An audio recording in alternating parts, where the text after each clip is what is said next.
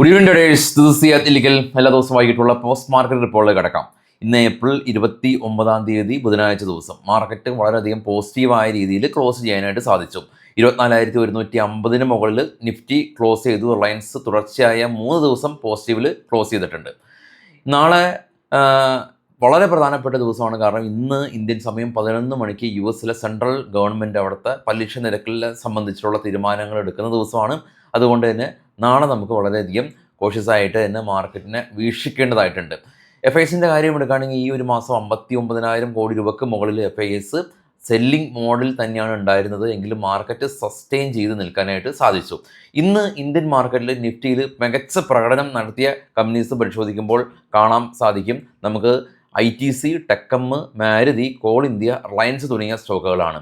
ഇൻഡിഗോയും doctor റെഡ്ഡിയും NTPCയും ICICI ബാങ്കും ബജാജ് ഫിനാൻസും ആണ് ഇന്ന് ഇടിവിൽ ക്ലോസ് ചെയ്തിട്ടുള്ള കമ്പനീസ്. ഗ്ലോബൽ മാർക്കറ്റ് എന്ന് കണ്ടുവരുമ്പോൾ ഗോൾഡ് $4,565, സിൽവർ 72, ബിറ്റ്കോയിൻ 1.7% സ്പൈക്ക് ചെയ്തിട്ടുണ്ട്. ബ്രന്റ് ഓയിലും ഏകദേശം ഒരു 2% സ്പൈക്ക് ചെയ്ത് 107. കൂടാതെ തന്നെ ഡോ ഫ്യൂച്ചർ പോസിറ്റീവാണ്, നാസ്ഡാക്ക് ഫ്യൂച്ചറും പോസിറ്റീവാണ്. ഏഷ്യൻ മാർക്കറ്റുകളെല്ലാം തന്നെ നെഗറ്റീവ് സെൻറ്റിമെൻറ്റ്സ് ആണ് ഉണ്ടായിരുന്നത്. ഇന്ന് ഇന്ത്യ വിക്സ് കാണാം 3.8% ഫോളോ ചെയ്ത് 17. ഇപ്പോൾ ട്രേഡ് ചെയ്യുന്ന 3 യൂറോപ്യൻ മാർക്കറ്റും ഏറ്റവും താഴെ കാണാം. 3 നെഗറ്റീവ് സെൻറ്റിമെൻറ്റ്സിലാണ് ഇപ്പോൾ ട്രേഡിങ് തുടരുന്നത്. ഇനി ഡോക്ടർ റെഡ്ഡി കഴിഞ്ഞ കുറച്ച് ദിവസത്തെ ഒരു റാലിക്ക് ശേഷം ഇന്ന് ഫോൾ രേഖപ്പെടുത്തി. കഴിഞ്ഞ ദിവസങ്ങളിൽ നമുക്ക് ഫാർമ സെക്ടറാണ് മുന്നിട്ട് നിന്നിട്ടുള്ളത്. അപ്പോൾ വേറൊരു കാര്യമുള്ളത്, നമ്മുടെ ബ്രന്റ് ഓയിൽ ഈ രീതിയിൽ പോവുകയാണെങ്കിൽ നമ്മുടെ GDP എല്ലാം തന്നെ 6%ലേക്ക് താഴുമെന്നുള്ള ഒരു അപ്ഡേറ്റ് ഉണ്ട്.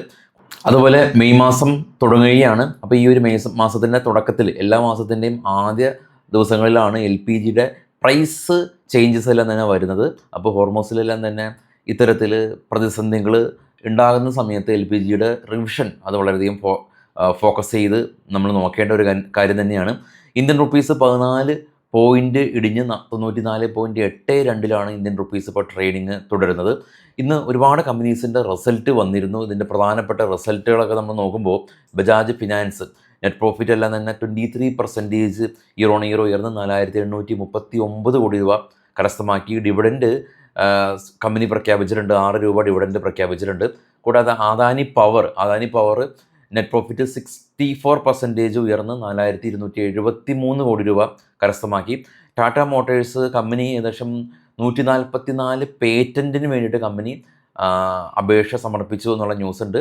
നവീൻ ഫ്ലോറൈൻ കമ്പനി നെറ്റ് പ്രോഫിറ്റ് അവർ 212 കോടി രൂപ കരസ്ഥമാക്കിയിട്ടുണ്ട്. 95 കോടി രൂപയിൽ നിന്ന് പ്രോഫിറ്റ് ഉയർന്നു, റവന്യൂവും ഉയർന്നു.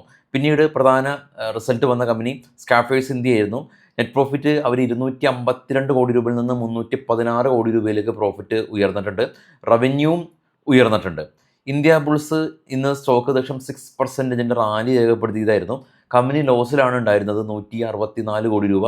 ഈ തവണ 194 കോടി രൂപയിലേക്ക് പ്രോഫിറ്റ് ഉയർന്നു, റവന്യൂവും ഉയർന്നിട്ടുണ്ട്. 100 കോടി രൂപയിൽ നിന്ന് 408 കോടി രൂപയിലേക്ക് അവരുടെ റവന്യൂ ഉയർന്നിട്ടുണ്ട്. IIFL ഫിനാൻസ് കമ്പനി 210 കോടി രൂപയിൽ നിന്ന് 590 കോടി രൂപയിലേക്ക് പ്രോഫിറ്റ് ഉയർന്നിട്ടുണ്ട്. കൂടാതെ വേദാന്ത നെറ്റ് പ്രോഫിറ്റ് 89% ഉയർന്ന് 9,352 കോടി രൂപ കരസ്ഥമാക്കിയിട്ടുണ്ട്. കൂടാതെ കമ്പനിയുടെ റവന്യൂവും ഉയർന്നിട്ടുണ്ട്.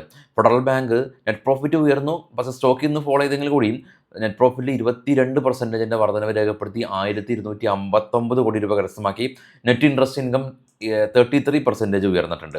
Sterlite tech company net loss ഉണ്ടായിരുന്ന കമ്പനിയാണ്, 40 കോടി രൂപ ലോസ്, ഇത്തവണ 59 കോടി രൂപ പ്രോഫിറ്റ് ആയിട്ടുണ്ട്. ഗ്രാനുൽസ് ഇന്ത്യ കമ്പനി അവർ റവന്യൂ 23% വളർച്ച കൈവരിച്ചു. കൂടാതെ തന്നെ നെറ്റ് പ്രോഫിറ്റിൽ 33% ഒരു ഉയർച്ച ഉണ്ടായിട്ടുണ്ട്. നമുക്കിനി ഓപ്പൺ ഇൻട്രസ്റ്റുകൾ എന്നൊക്കെ ചെക്ക് ചെയ്യാം. ഓപ്പൺ ഇൻട്രസ്റ്റ് കണ്ടുവരുമ്പോൾ കാണാൻ സാധിക്കും കോൾ അഡീഷൻ കുറച്ച് ആഴമായിട്ടുണ്ട്. PCR 1 താഴെ പോയി, 0.94 ആണ്. സൂക്ഷിച്ച് നോക്കിയാൽ മനസ്സിലാവും 24,500 മേജർ റെസിസ്റ്റൻസ് സോണായിട്ട് കൂടുതൽ കോൾ അഡീഷൻ ആഴായിട്ടുണ്ട്. മേജർ സപ്പോർട്ടായിട്ട് 24,000 തന്നെയാണ് നിലകൊള്ളുന്നത്. അപ്പോൾ ഇനിയിപ്പോൾ ഇറാൻ ഇഷ്യൂവിലേക്ക് വരികയാണെങ്കിൽ, അപ്പോൾ ഇറാൻ ഫോറിൻ മിനിസ്ട്രി പുടിനെ കണ്ടു. അപ്പോൾ അതിനുശേഷം ഒരു ഡെവലപ്മെൻറ്റ് ഉണ്ടായിട്ടുള്ളത് നമ്മൾ പ്രീ മാർക്കറ്റിൽ ഡിസ്കസ് ചെയ്തിരുന്നു. US ആയിട്ട് ഒരു ചർച്ചയ്ക്ക് തയ്യാറായിട്ടുണ്ട്. ഒരു പ്രപ്പോസൽ ഓൾറെഡി തന്നെ US അയച്ചിട്ടുണ്ട്. ട്രംപ് അത് സാറ്റിസ്ഫൈഡ് അല്ല എന്നുള്ളതാണ് അപ്പോൾ എനിവേ ഈ ഒരു ന്യൂക്ലിയർ മറ്റുള്ള കാര്യങ്ങളെല്ലാം തന്നെ പിന്നീട് ചർച്ച ചെയ്യാം. ഹോർമൂസും മറ്റുള്ള കാര്യങ്ങൾ ഇപ്പോൾ ചർച്ച ചെയ്യുക എന്നുള്ളതാണ് ഇറാൻ്റെ നിലപാട്. ഡയറക്റ്റ് ടോക്കിന് തയ്യാറല്ല എന്നറിയിച്ച് ഇറാൻ ഇപ്പോൾ ഡയറക്റ്റ് ടോക്കിന് തയ്യാറായിട്ടുണ്ടെന്ന് അറിയിച്ചിട്ടുണ്ട്. ഇതിനിടെ ഇപ്പോൾ UAE, ഒപെക് രാജ്യങ്ങളിൽ നിന്ന് അവർ പിന്മാറിയിട്ടുണ്ട്. ഇപ്പോൾ UAEക്ക് സ്വതന്ത്രമായിട്ട് ഓയിൽ പ്രൊഡക്ഷൻ അവർക്ക് നിയന്ത്രിക്കാനുള്ളൊരു കഴിവ് വന്നു. ഇത് ട്രംപിൻ്റെ ഒരു മേജർ അജണ്ടയായിരുന്നു. കാരണം അറബ് രാജ്യങ്ങളെല്ലാം തന്നെ ഓയിൽ പ്രൈസ് നിയന്ത്രിക്കുന്നു എന്നുള്ളതായിരുന്നു ട്രംപിൻ്റെ ഒരു പ്രധാന ആരോപണം. അപ്പോൾ അതിന് കുറച്ചൊക്കെ ഒരു ട്രംപ് എന്താണോ ആഗ്രഹിച്ചത് അതിൻ്റെ ഒരു കാര്യം നടന്നു എന്നുള്ളത് ഒരു ട്രംപിന് വേണമെങ്കിൽ ഒരു പോസിറ്റീവായിട്ട് കാണാം.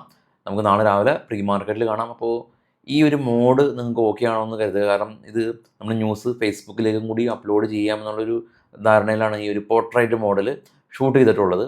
അപ്പോൾ അത് നിങ്ങൾക്ക് പ്രശ്നമില്ല എന്ന് കരുതുന്നു. ഈ രീതി ഓക്കെ ആണെങ്കിൽ നമ്മൾ ഈ രീതിയിലായിരിക്കും നമ്മൾ യൂട്യൂബിലേക്കും ഫേസ്ബുക്കിലേക്കും വേണ്ടിയിട്ട് അപ്ലോഡ് ചെയ്യുക. കാരണം കുറച്ചും കൂടി ആളുകളിലേക്ക് എത്തുക എന്ന് പറയുന്നത് ഒരു കോണ്ടൻറ്റ് ക്രിയേറ്റ് ചെയ്യുന്ന ഒരാളെ സംബന്ധിച്ച് നമ്മൾ ആഗ്രഹിക്കുന്ന കാര്യമാണ്. അപ്പോൾ ഈ ഒരു രീതി ഓക്കെ വലിയ പ്രശ്നമില്ലെങ്കിൽ എല്ലാ ആൾക്കാരും ഓക്കെ അടിക്കുക. നമുക്ക് ഈ രീതി തന്നെ അറ്റ്ലീസ്റ്റ് പോസ്റ്റ് മാർക്കറ്റ് തുടരാം. Thank you all.